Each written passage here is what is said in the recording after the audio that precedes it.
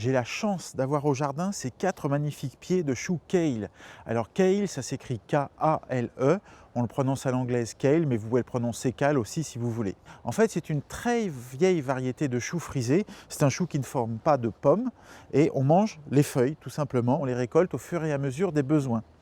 C'est un chou qui revient à la mode en ce moment parce que c'est un chou qui a beaucoup de valeurs nutritionnelles. Il est très riche en vitamines, en calcium et en antioxydants. Et en plus, il est très peu calorique. C'est un chou qui va se consommer absolument comme tous les autres choux.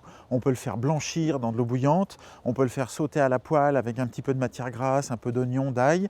On peut le manger en salade. Alors dans ce cas-là, on va plutôt choisir les jeunes feuilles un petit peu tendres.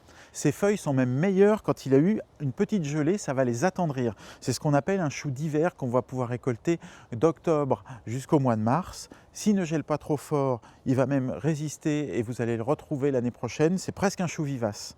Je vais récolter quelques feuilles et puis je vais vous montrer la structure de cette plante qui est superbe.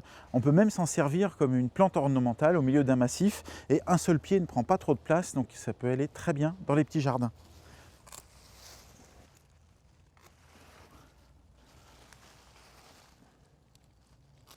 L'avantage de l'avoir au jardin, c'est que vous allez pouvoir le cueillir au fur et à mesure de vos besoins.